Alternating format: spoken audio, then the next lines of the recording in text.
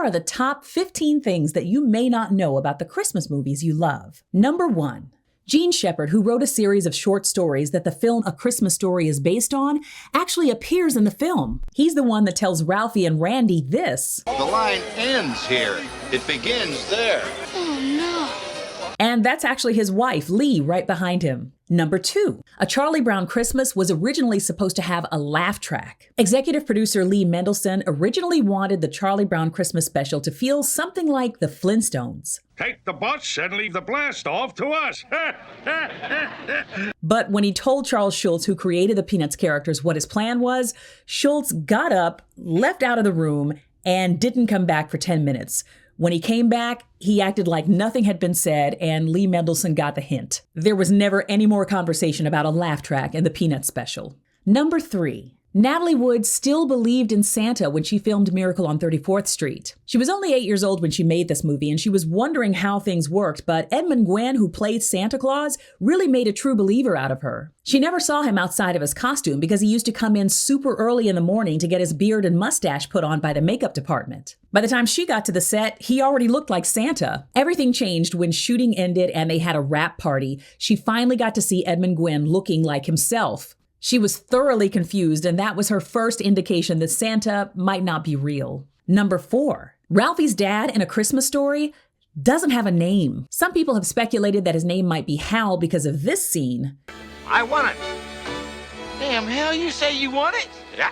But the neighbor isn't saying Hal, they're saying hell. Number 5. Jim Carrey was initially supposed to star in Elf. When David Berenbaum first brought the spec script for Elf to Jim Carrey in 1993, he agreed to star in it, but this was before he became Ace Ventura: Pet Detective. By the time production had finally gotten off the ground for the movie 10 years later, Jim Carrey had moved on and Will Ferrell was signed to star in it. Number 6. The How the Grinch Stole Christmas television special almost wasn't made because they couldn't find a sponsor. Nowadays, television studios and production companies almost always finance TV shows and specials. But back in 1966, when How the Grinch Stole Christmas was made, producers had to rely on corporate sponsors to get their funding. The Charlie Brown Christmas special, for instance, was financed by Coca-Cola, but How the Grinch Stole Christmas was turned down by 12 different sponsors. Breakfast foods, candy companies, no one wanted it. Finally, at the 11th hour, the Foundation for Commercial Banks agreed to finance the special, which producer Chuck Jones always found a little bit odd considering the special's anti-capitalist message. Number 7. 4 plot lines were cut from Love Actually. Director Richard Curtis originally wanted 14 love stories in the film. 2 were cut before the film was shot, and 2 more were cut in the editing room. Of the 2 that were cut before filming, one involved a girl in a wheelchair, and the other is about a boy who records a love song for his classmate who ultimately hooks up with his drummer.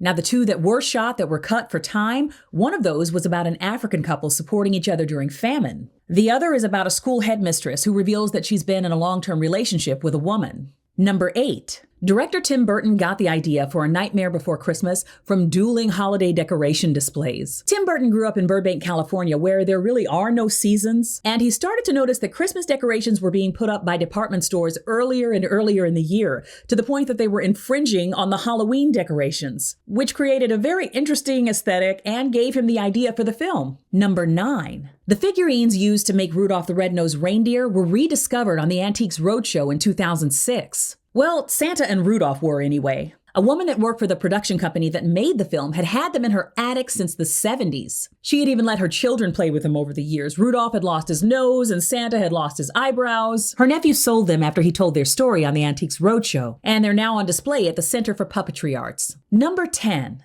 In 1947, the FBI decided that It's a Wonderful Life was, quote, communist infiltration of the motion picture industry. Mostly because the film's message was viewed as anti-capitalist because of Lionel Barrymore's character, Mr. Potter. The FBI noted that he was supposed to be a Scrooge type who was the most hated character in the film. And according to the FBI, this was a common trick used by communists to turn people off to capitalism. Number 11. A Charlie Brown Christmas special was the beginning of the end for aluminum Christmas trees. Aluminum Christmas trees, which were introduced in the late 50s, were at the height of their popularity by the mid-60s. But in A Charlie Brown Christmas, Charlie Brown refuses to get a fake tree. And suddenly those aluminum trees weren't so popular anymore. They were almost entirely phased out by 1969. Number 12.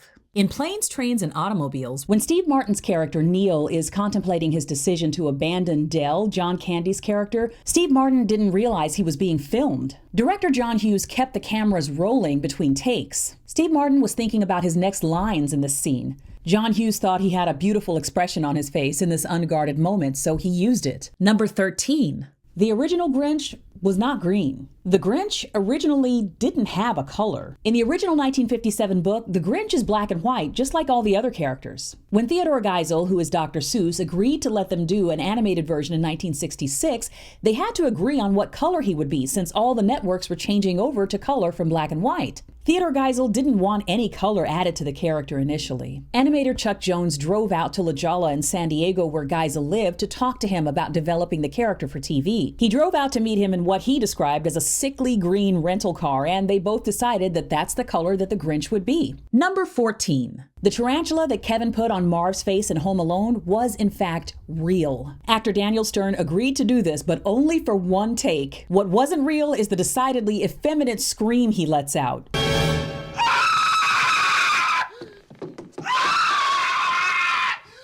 If he had let any sound out, he would have frightened the spider and ruined the take. So he mimed the scream, and they dubbed the sound in later. And number 15. Whitney Houston initially had no interest in starring in The Preacher's Wife. First of all, because the character seemed like a dowdy housewife to her, and that was just something she couldn't identify with. Secondly, she didn't like the fact that the character was married to a good guy. According to Whitney, she never went for characters like that in her dating life. She always preferred bad boys. But she finally read the script a second time and realized that she actually did have a lot in common with the character. Both she and her character had a really strong faith, they loved their children, and they respected the sanctity of their marriage. Whitney appreciated the fact that the character Julia stayed loyal to her husband, considering who the other option was. The top man himself. Now that's what I call good looking.